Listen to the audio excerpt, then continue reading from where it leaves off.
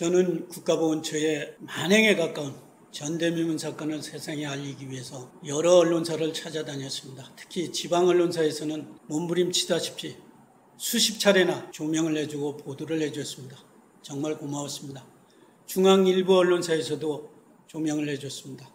특히 모 언론사에서는 무려 4차례나 저희 백부님에 대해서 보도를 해줬고, 특히 국가보훈처의 꾀심죄와 관련해가지고 자세하게 상세하게 보도를 해줬습니다. 천군만마를 얻은 거나 마찬가지였습니다. 그런데 더 영향력 있는 중앙에 있는 방송 3사의 도움이 절실했습니다. 백방으로 뛰어다니면서 보도를 해달라고 호소를 드렸습니다. 그러나 허공의 맴도는 메아리에 불과했습니다. 그래서 저는 결심을 하게 됐습니다. 일개 필부가 결심이라고 해봐야 고작 40년 가까이 정들었던 공직을 떠나는 길밖에 없었습니다. 명예퇴직을 신청했습니다.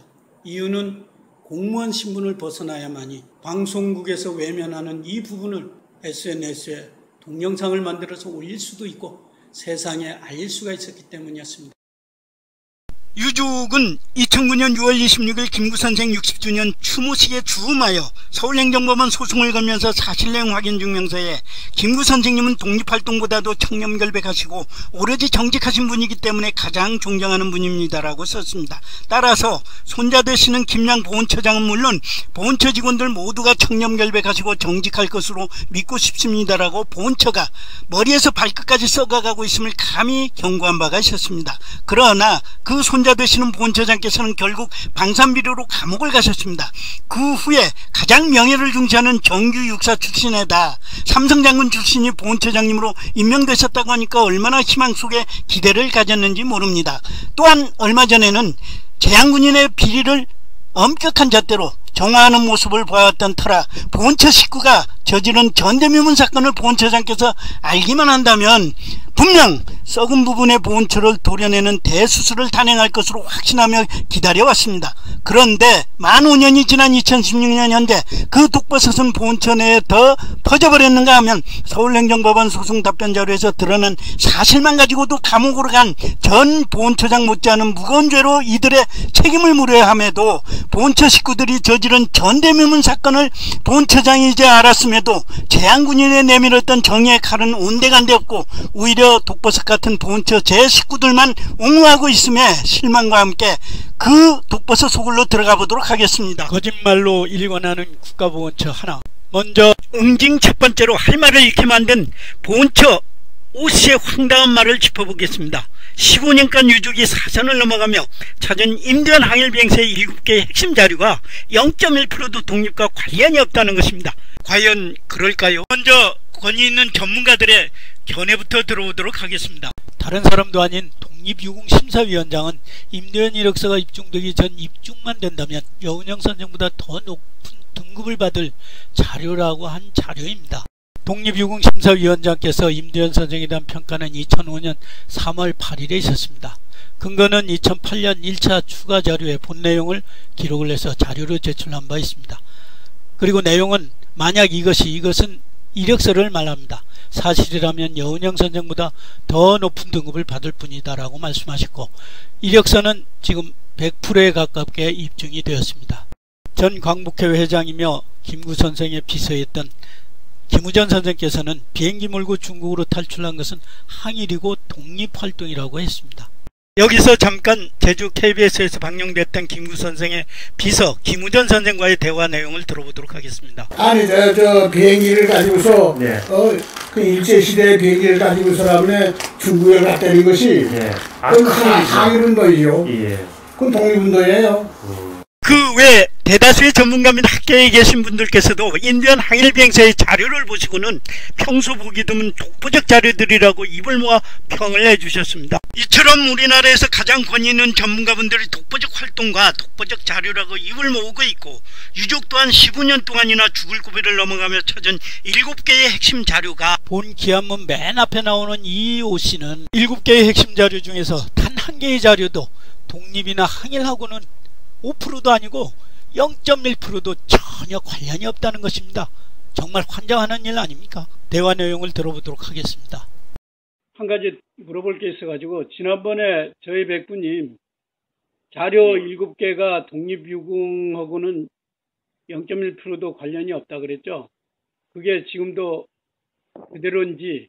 독립운동과는 상관이 없습니다. 저희가 확인한 바로는 독립운동과 관련된 내용이 없어요. 저희가 보였던 판결문도 그것도 무고 사건 공갈 사건이고요. 순간에 여기 있는 7개 자료 보낸 것이 하나도 그렇다는 거죠? 하나도 전혀 0.1%도 독립과 관련이 없다는 거죠?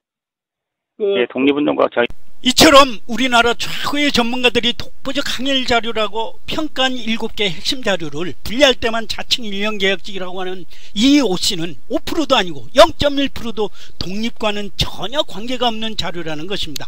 만약 괘씸죄와 관련한 고의성이 아니라면 마약을 복용한 사람도 이런 답은 안 할 것입니다. 중요한 것은 앞에서도 언급했듯이 누구나 평가와 견해는 밝힐 수가 있습니다. 그러나 이 오씨가 누군가요? 독립유공자 심사에 결정적인 역할을 하는 기한문 맨 앞에 나오는 칼자루를 잡고 있는 주무 담당자라는 것입니다. 유족도 여기서 배수진을 치겠습니다. 만약 임도현 항일비행사 자료가 독립유공자로 이미 선정되신 분들의 자료와 비교했을 때 이 오씨가 칼자루 잡았다고 가장 야비한 수법에 사기치는 말이 아니고 정말로 0.1%도 독립과 관련이 없는 자료라고 판명이 난다면 유족은 목을 내놓겠습니다. 새빨간 거짓말로 일관하는 국가보훈처 둘. 국가보훈처는 가장 권위 있는 신문구 답변에서도 가장 핵심 자료인 이력서의 제목이 버젓이 있음에도 이력서 표시가 없다고 새빨간 사기를 치고 있습니다. 국가보훈처가 새빨간 거짓말을 하고 있는 신문구 답변 자료입니다. 그 근거가 되는 핵심 내용을 살펴보면은 그러나 임도현이 작성했다는 자필 이력서라는 것은 이력서라는 표시도 없으며 그것이 임도현이의 자필인지 확인되지 않고 있습니다. 라고 적혀 있습니다. 임도현 항일비행사 이력서 원본 자료가 3년 동안이나 국가보훈처에 가 있었습니다. 그런데 여기 있는 자료를 보시면은 방석 임도현이라는 이름과 함께 이력서라는 표시가 아주 선명합니다. 국가보훈처는 이렇게 유족에게 사기를 쳐도 죄가 안 되는가 봅니다. 글의 서두 부분에서 이력서라는 단어를 발견할 수 있습니다. 새빨간 거짓말로 일관하는 국가보훈처 셋. 유족은 2015년도에 11년 만에 보훈처를 직접 방문을 해서 이력서 제목을 증거로 제시했습니다. 그런데 이제는 이력서라는 제목은 있는데 이력 관련 내용이 없어서 이력서로서 가치가 전혀 없다는 것입니다. 이 오씨의 상상을 추월하는 대화 내용을 들어보도록 하겠습니다. 신문고의 답으로 이런 이유 때문에 이 이력서 자체에 이력서라는 제목도 없는 거기 때문에 이력서가 아니다. 독립유공자하고도 여기에 자료로서도 가치가 없다. 이렇게 된 내용이거든요. 그건요, 제가 말씀을 드렸잖아요. 그때도요. 이력서라는 글자가 들어있을 뿐이지 실질적으로 이력서라는 내용이 전혀 나와 있지가 않다고. 이력서가 우리가 상식적으로 알고 있는 이력서와 관련된 내용 거기는 없다고요. 어떻게 그 이력이 쫙 나오는 건데 이력서와 관련이 없다는 게 그거 말이나 되는 거예요. 국가보훈처 오씨는 여기 나와 있는 내용이 이력과는 전혀 관련이 없는 내용이라는 것입니다.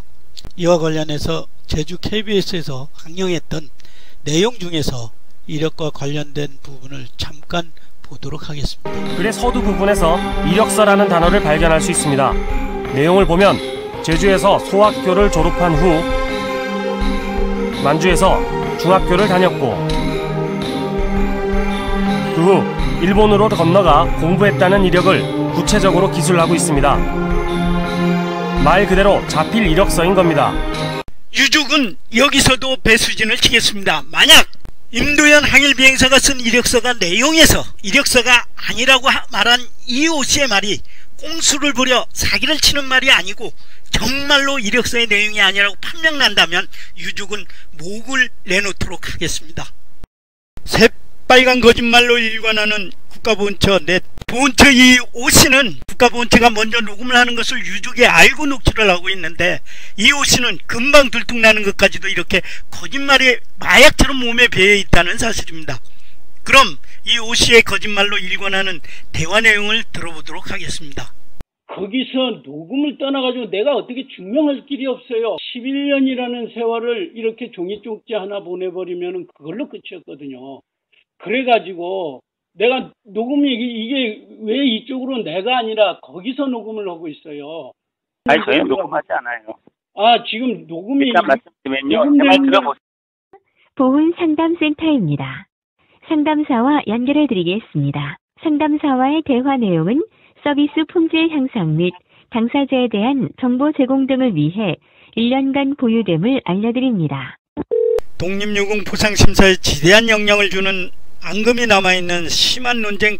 이처럼 도를 넘는 국가보훈처 횡포에 도대체 보훈처 이들이 어떤 얼굴을 하고 있는 분들인가 하고 얼굴을 한번 보고 싶었습니다. 그래서 상담차 제주에서 배에 차를 싣고 바다 건너 세종시 보훈처를 11년 만에 어렵게 찾아갔습니다. 그런데 이 오씨가 유족에게 준 선물은 그것은 폭행사건이 일어날까봐 보훈처 내 경비분들이 깜짝 놀라 달려나올 정도로 40대인 오씨가 11년 만에 한을 머금고 찾아간 60대인 유족에게 험악한 분위기로 눈을 부릅뜨고 대두는 행동은 상식 밖이었습니다. 중요한 것은 2015년뿐만 아니라 2008년부터 이 오씨는 유족과 심한 논쟁으로 앙금을 갖고 있었다는 사실입니다. 이 앙금이 임두현 비행사가 12년 동안 무려 7차례 탈락과 무관한 것인지는 삼특동자에게 물어봐도 알 것입니다.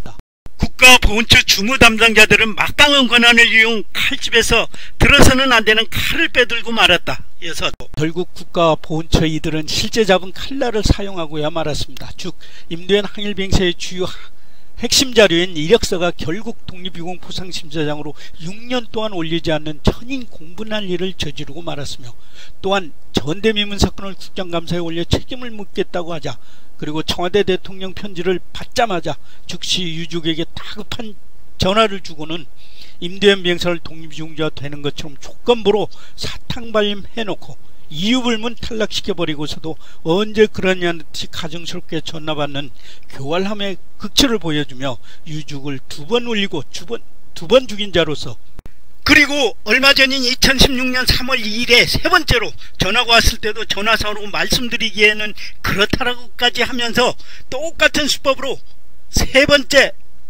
사기치려고 하길래 단호하게 거절한 바가 있습니다. 이런 국가보훈처 김 사무관, 다시 한번 얘기하지만 김 사무관은 결코 용서받을 수 없는 가장 무거운 심판대에 올리는 전제하에 짚고자 합니다.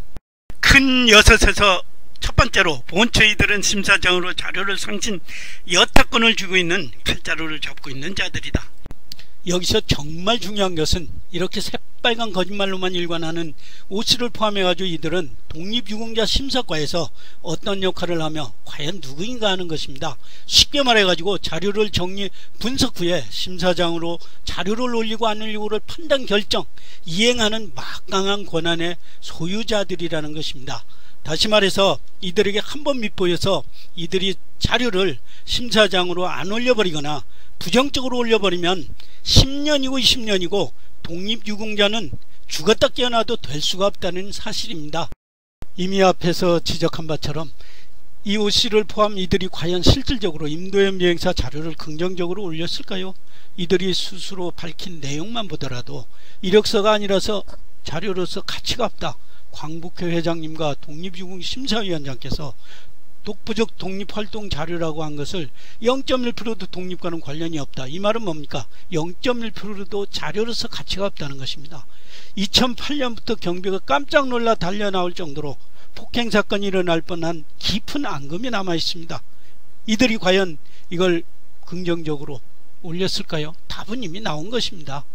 큰 여섯의 두 번째로 보훈처 이들은 결국 이력서를 심사장으로 올리지 않는 휘두르지 말았어야 될 칼을 휘두르고 말았다. 결국 2004년부터 2010년 광복절 심사 전까지 임두현 항일비행사의 핵심 자료인 이력서가 독립유공심사장으로 올리지 않았음을 국가보훈처 김 사무관이 스스로 밝힌 내용입니다.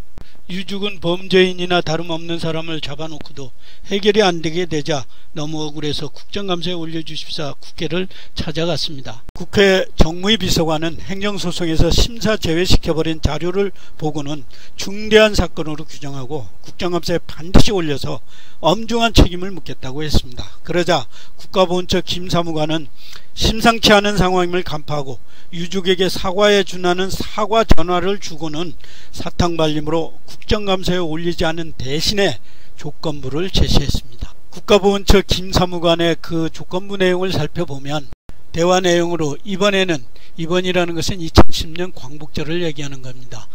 2010년 광복절에는 지금껏 포상심사에 상신되지 않았던 임대현 선생 이력서를 심사자료에 포함하여 임 선생이 포상되도록 노력을 다하겠습니다라고 하며 본 핵심 자료인 이력서가 결국은 심사장으로 6년 동안이나 올리지 않았음을 김사무관 스스로 자연스럽게 고백하게 되었던 것입니다.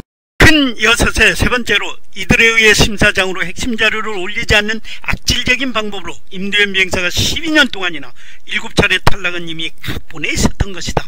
이처럼 핵심 자료가 심사위원들에게 올라가지 않았는데 답안지도 없는데 뭘로 채점을 하고 뭘로 심사를 했겠습니까? 결국 임대현 비행사가 12년 동안 7차례 탈락은 필연일 수밖에 없었고 유족은 선택의 여지가 없이 악질적인 이들에 의해 당해왔던 것입니다. 국가보훈처 갑질들에 대한 종합결론 7. 끝으로 1탄, 2탄, 3탄을 종합적으로 정리를 하면 1년 동안 유족이 죽을 고비를 넘어가며 찾은 핵심 자료가 0.1%도 독립과 관련이 없는 자료라고 이해할 수 없는 논리로 보훈처 칼자루 잡은 오씨의 말이 고의성이 아니고 정말 견해라면 유족도 이들의 죄질에 대한 견해를 밝히고자 합니다. 제가 군사학교 시절 동기생 중에 외출 외박을 나갔다가 입학 전 피우던 구름과자의 향수를 못 이기고 담배를 딱 한 번 피우다 발각되어 삼금제도라는 명예제도에 저축되어 퇴학을 당했는가 하면 전체 성적이 5등 안에 들었던 생도가 무감독 시험화에서 만점을 맞고자 딱 한 번 노트를 슬쩍 본 것이 발각되어 퇴학을 당해 장교가 되는 푸른 꿈을 접은 생도가 있었습니다. 그런데 가장 신성해야 할 국가보훈처 독립유공자 심사를 담당하거나 대부분 교수님들로 편성된 심사위원들은 최고의 도덕성과 명예가 요구되는 사람들입니다. 따라서 이들과 한 배를 탄 주무 담당자가 스스로 감옥을 가야 한다는 사실을 알고 할 만큼 담배 한 번 피워서 퇴학을 당해 장교의 꿈을 버려야 하는 군사학교의 명예제도에 비하면 유족에게 12년 동안에 행한 이들의 범죄에 버금가는 죄질은 아주 무겁고도 악질적이라고 감히 말씀드릴 수 있습니다.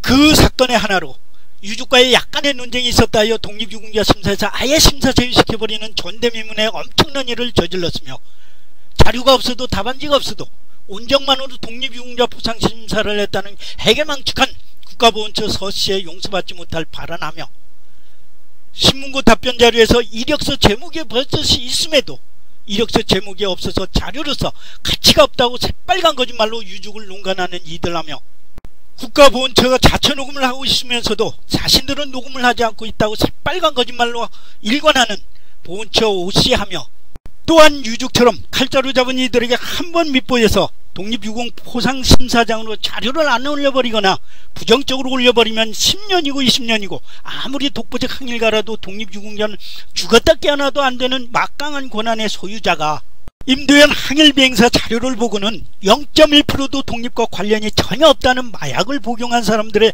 입에서나 나올 법한 보훈처 오씨의 상상을 초월하는 답변과 이력서 내용이 있음에도 이력서 내용이 전혀 없다고 새빨간 거짓말을 하는 역시 보훈처 오씨에 답하며 이로 인해 결국은 2004년부터 2010년 광복절까지 핵심 자료인 이력서가 6년간 심사장으로 올리지 않는 공분할 일을 저질렀음을 스스로 밝힌 보훈처 김사무관하며 또한 본 제목에서 범죄의 소굴이라고 한 이유처럼 30차례 이상 감사과 접수처 보훈처장 비서실, 과장국장실까지 전화를 걸어 청와대 편지를 중간에 가르쳐 갈 시에는 법적 책임을 묻겠다고 했음에도 무려 5차례나 대통령 편지를 중간에 빼돌려 휴지 조각이나 다름없이 취급해버리는 데는 국가의 녹을 먹는 공무원으로서는 상상이 안 갈 정도의 합동작전을 편 이들과 12년의 기간 동안 전대미문 사건에 가담 공조한 결제 라인의 공무원들에게도 연금까지도 박탈시키는 엄한 법적 책임을 물어야 하겠습니다. 유족인 저는 육군교도소 정훈실장을 지낸 바가 있습니다. 법의 형량에 대해서는 잘 모르겠사오나 법무장교들과 함께하며 어깨 너머로 보아온 유족의 견해로는 가장 신성해야 할 국가보훈처가 조국 독립을 위해 수말리 이국 땅에서 목숨을 바쳤던 임대현 항일비행사를 개죽음만도 못한 죽음으로 만들어버린 것도 모자라 12년 동안 가장 교활한 방법으로 유족에게 형용할 수 없는 고통과 정등공직을 중간에 떠나게까지 만든 이들이므로 유족이 고통받는 만큼의 중범죄로 다스려야 한다고 감히 말씀드리며 이 자료들을 근거로 제시합니다.